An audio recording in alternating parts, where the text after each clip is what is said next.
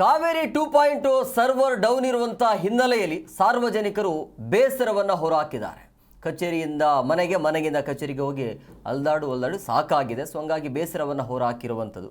So ಮಂಡ್ಯದ KR ಪೇಟೆಯಲ್ಲಿ ಈ ಕಾವೇರಿ 2.0 ಸರ್ವರ್ ಕಿರಿಕಿರಿ ಇರುವಂತಹ ಹಿನ್ನೆಲೆಯಲ್ಲಿ ಅಧಿಕಾರಿಗಳ ವಿರುದ್ಧ ಅಲ್ಲಿರುವಂತಹ ಸಾರ್ವಜನಿಕರು ಆಕ್ರೋಶವನ್ನು ಹೊರಹಾಕಿದ್ದಾರೆ. ಉಪನೋಂದಣಿ ಕಚೇರಿಯಲ್ಲಿ ಸರ್ವರ್ ಸಮಸ್ಯೆ ಇದೆ, ಡೌನ್ ಆಗಿದೆ. ಸೊ ಹಂಗಾಗಿ ಜನ ಹೈರಾಣಾಗಿ ಹೋಗಿದ್ದಾರೆ.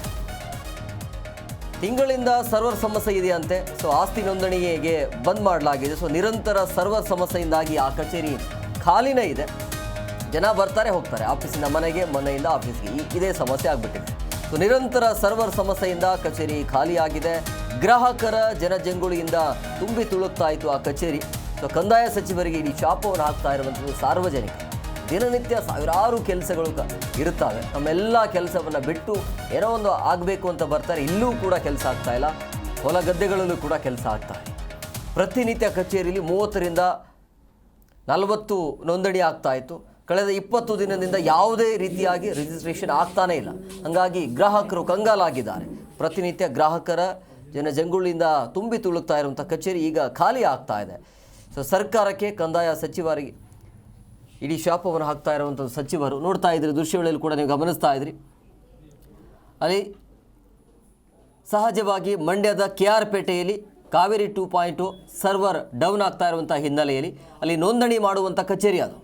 ಉಪನೋಂದಣಿ ಕಚೇರಿಯಲ್ಲಿ ಈ ರೀತಿಯಾಗಿ ಸರ್ವರ್ ಡೌನ್ ಆದರೆ ಸಹಜವಾಗಿ ಸಮಸ್ಯೆ ಆಗುತ್ತೆ.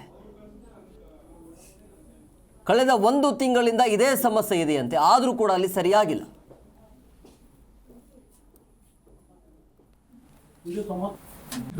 ಹಾಗೂ ರೈತರು ಪ್ರತಿದಿನ ನೂರಾರು ಜನ ಬಂದು ಇಲ್ಲಿ ನೋಂದಣಿ ಮಾಡ್ಕೊತಾ ಇದ್ರು. ಬ್ಯಾಂಕ್ಗಳಿಗೆ ಅಡಮಾನ ಮಾಡಿ ಸಾಲ ತಗೋತಾ ಇದ್ರು. ಅದ್ರ ಜೊತೆಗೆ ಏನು ತಮ್ಮ ಆಸ್ತಿ ಹೇಗಿದೆ ಏನಿದೆ ಅಂತ ಚೆಕ್ ಮಾಡ್ಕೊತಾ ಇದ್ರು. ಆದರೆ ಕಳೆದ 1 ವಾರದಿಂದ ತಾಂತ್ರಿಕ ಸಮಸ್ಯೆ ಆಗಿರೋದ್ರಿಂದ ಈ ಸಬ್ಸಿಡಿ ಯಾವುದೇ ಕೆಲಸ ಕಾರ್ಯಗಳು ಆಗ್ತಾ ಇಲ್ಲ. ಇದರಿಂದ ಜನಗಳಿಗೆ ತುಂಬ ತೊಂದರೆ ಆಗಿದೆ. ಏನಪ್ಪ ಅಂತಂದರೆ ಈಗ ಒಂದು ಸೈಟ್ ಮಾರಾಟ ಮಾಡೋರಾಗಲಿ ತೊಗೊಳೋರಾಗಲಿ ಆಗಾಗಲೇ ಆನ್ಲೈನ್ ಅಪ್ಲೋಡ್ ಮಾಡೋಕ್ಕೆ ಹೋಗ್ತಿದ್ರೆ OTP ಬರಲ್ಲ ಈಗ ಅಂತಾರೆ.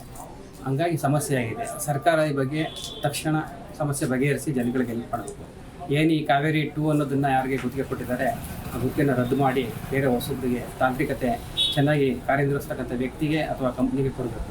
ಈಗೇನು ಈ ಬಗ್ಗೆ ಮತ್ತಷ್ಟು ಮಾಹಿತಿ ನೀಡ್ತಾರೆ ನಮ್ಮ ಪ್ರತಿನಿಧಿ ರಾಘವೇಂದ್ರ ಫೋನ್ ಸಂಪರ್ಕದಲ್ಲಿದ್ದಾರೆ. ರಾಘವೇಂದ್ರ, ಕಳೆದ 1 ತಿಂಗಳಿಂದ ಇಲ್ಲಿ ಸರ್ವರ್ ಡೌನ್ ಇದ್ರೂ ಕೂಡ ಸಮಸ್ಯೆಗೆ ಪರಿಹಾರ ಯಾಕೆ ಸಿಗ್ತಿಲ್ಲ ಅಂತೇಳಿ ಏನು ಹೇಳ್ತಿದ್ದಾರೆ ಅಧಿಕಾರಿಗಳು? KR ಪೇಟೆ ಪಟ್ಟಣದಲ್ಲಿ ಏನು ಕಾವೇರಿ 2.0 ಎನ್ನುವಂತಹ ಸರ್ವರ್ ಕಿರಿಕಿರಿ, ನೋಂದಣಾಧಿಕಾರಿಗಳು ಇರುವಂತಹ ಈ ನೋಂದಣಿ ಮಾಡಿಸುವಂತಹ ಸರ್ವರ್ ಕಿರಿಕಿರಿಯಿಂದಾಗಿ ಇಲ್ಲಿನ ಜನರು ಸಾಕಷ್ಟು ಹೈರಾಣಾಗಿದ್ದಾರೆ. ಕಳೆದ 1 ತಿಂಗಳಿಂದಲೂ ಕೂಡ ಈ ಸಮಸ್ಯೆ ಎದುರಾಗಿದ್ದು, ಇಲ್ಲಿನ ನೋಂದಣಾಧಿಕಾರಿ ಕಚೇರಿಯಲ್ಲಿ ಪ್ರತಿದಿನ ಕೂಡ ಸಾರ್ವಜನಿಕರು ತಮ್ಮ ನಿತ್ಯದ ಕೆಲಸಗಳ ಏನು ಸೈಟ್ಗಳನ್ನು ಕೊಳ್ಳುವ ಮತ್ತೆ ಮಾರುವ ವಿಚಾರದಲ್ಲಿ ಸಂಬಂಧಪಟ್ಟಂತೆ ಆಸ್ತಿ ನೋಂದಣಿ ವಿಚಾರ ಇರ್ಬೋದು, ಇವೆಲ್ಲದಲ್ಲೂ ಕೂಡ ಈಗ ಸಾರ್ವಜನಿಕರು ಪರದಾಡುವಂತಹ ಕೆಲಸ ನಿರ್ಮಾಣ ಆಗಿರುವಂತದ್ದು. ಏನು ಉಪನೋಂದಣಿ ಕಚೇರಿಯಲ್ಲಿ ಈ ಒಂದು ಸರ್ವರ್ ಸಮಸ್ಯೆಯಿಂದ ಪ್ರತಿದಿನವೂ ಕೂಡ ಇಲ್ಲಿ ಸಾರ್ವಜನಿಕರು ಸರ್ಕಾರಕ್ಕೆ ಇಡೀ ಶಾಪವನ್ನು ಹಾಕ್ತಾ ಇದ್ದಾರೆ. ಯಾಕೆಂದ್ರೆ ತಾವು ಬಂದಂತ ಕೆಲಸಗಳು ಯಾವುದೂ ಕೂಡ ಆಗ್ತಾ ಇಲ್ಲ. ಈ ಒಂದು ಕಚೇರಿಯಲ್ಲಿ ಪ್ರತಿದಿನ 30ರಿಂದ 40 ನೋಂದಣಿಗಳಾಗ್ತಿತ್ತು. ಆದ್ರೆ ಇದೀಗ ಸರ್ವರ್ನ ಸಮಸ್ಯೆಯಿಂದಾಗಿ 1 ತಿಂಗಳಿಂದಲೂ ಕೂಡ ಕೇವಲ 1-2 ಆಗ್ತವೆ ಅಥವಾ ಪ್ರತಿದಿನವೂ ಕೂಡ ಸರ್ವರ್ ಸಮಸ್ಯೆಯನ್ನ ಹೇಳ್ತಿರೋದ್ರಿಂದ ಸಿಬ್ಬಂದಿಗಳಿಂದ ಇಲ್ಲಿ ಸಾರ್ವಜನಿಕರು ಹೈರಾಣಾಗಿದ್ದಾರೆ. ಸರ್ಕಾರ ಯಾವುದೇ ರೀತಿಯಿಂದಲೂ ಕೂಡ ಈ ಒಂದು ನಮ್ಮ ಸರ್ವರ್ ಸಮಸ್ಯೆ ಇಲ್ಲ, ಸಮಸ್ಯೆ ಸರಿಪಡಿಸ್ತೀವಿ ಅಂತ ಹೇಳ್ತಿದ್ರು ಕೂಡ ಈ ವಿಚಾರದಲ್ಲಿ ಮಾತ್ರ ಅದ್ಯಾಕೋ ಗೊತ್ತಿಲ್ಲ, ಪಟ್ಟಣದ ಈ ಒಂದು ನೋಂದಣಿ ಕಚೇರಿಯಲ್ಲಿ ಜನರಿಗೆ ಈ ಒಂದು ಸಮಸ್ಯೆಯಿಂದ ಸಾಕಷ್ಟು ಕಿರಿಕಿರಿ ಉಂಟಾಗ್ತಿರುವಂತದ್ದು.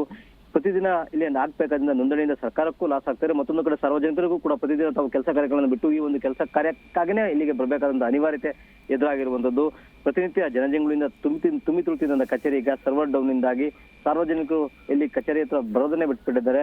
ಜೊತೆಗೆ ಈ ಸರ್ಕಾರಕ್ಕೂ ಕೂಡ ಇಡೀ ಶಾಪವನ್ನು ಹಾಕ್ತಾ ಕಂದಾಯ ಸಚಿವರು ಏನು ಈ ಬಗೆಯಾಗಿ ಸಾಕಷ್ಟು ನಾವು ಸಮಸ್ಯೆಗಳನ್ನ ಬಗೆಹರಿಸಿದೀವಿ, ಯಾವುದೇ ಸಮಸ್ಯೆ ಇಲ್ಲ ಅಂತ ಹೇಳಿಕೆಗಳನ್ನ ಕೊಡ್ತಾರೆ ಹೊರತು ಇಲ್ಲಿ ಆಗ್ತಿರುವ ಸಮಸ್ಯೆಯವರಿಗೆ ಗಮನಕ್ಕಿಲ್ವಾ ಅಂತ ಹೇಳಿ ಈಗ ತಮ್ಮ ಆಕ್ರೋಶವನ್ನ ಹೊರಹಾಕ್ತಿರುವಂತದ್ದು. ಹೇಮಕುಮಾರ್, ಅಂದ್ರೆ ಸರಿ ಯಾವಾಗ ಹೋಗುತ್ತೆ ಅಂತ ಸದ್ಯಕ್ಕೆ ಈ ಬಗೆಯಾಗಿ ಸಾಕಷ್ಟು ಬಾರಿ ಸಾರ್ವಜನಿಕರು ದೂರನ್ನ ಕೊಟ್ಟಿದ್ದಾರೆ. ಜೊತೆಗೆ ಏನು ಕಂದಾಯ ಸಚಿವರಿಗೂ ಕೂಡ ಈ ಬಗೆಯಾಗಿ ಏನು ಮೇಲನ್ನ ಮಾಡಿರುವಂತದ್ದು ಕೂಡ ಇಲ್ಲಿ ಸಾರ್ವಜನಿಕರು ಮಾಡ್ತಾ ಇದ್ದಾರೆ. ಆದ್ರೆ ಈ ಬಗೆಯಾಗಿ ಅವರು ಕಂದಾಯ ಸಚಿವರು ನಮ್ಮದು ಯಾವುದೇ ಸಮಸ್ಯೆ ಇಲ್ಲ ಅಂತ ಹೇಳಿಕೆಗಳನ್ನ ಕೊಡ್ತಾರೆ ಹೊರತು ಆದ್ರೆ ಇಲ್ಲಿ ನಿತ್ಯವೂ ಕೂಡ ಇಲ್ಲಿ ಈ ಒಂದು ಸಮಸ್ಯೆಯಿಂದಾಗಿ ಸಾರ್ವಜನಿಕರು ಪರದಾಡುವಂತ ದೃಶ್ಯ ನಿರ್ಮಾಣ ಆಗಿರುವಂತದ್ದು.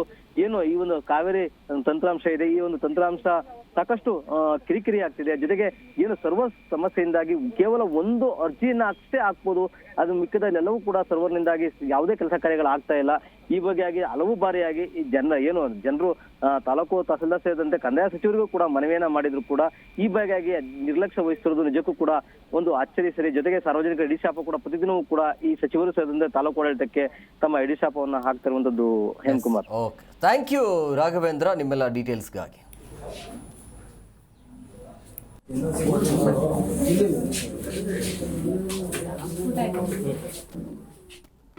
ಜಿ ಕನ್ನಡ ನ್ಯೂಸ್ ಈಗ ನಿಮ್ಮ ಮನೆಯಲ್ಲೇ ನೋಡಿ. ಎಲ್ಲ ಕೇಬಲ್ಗಳಲ್ಲಿ ಈಗ ಲಭ್ಯ.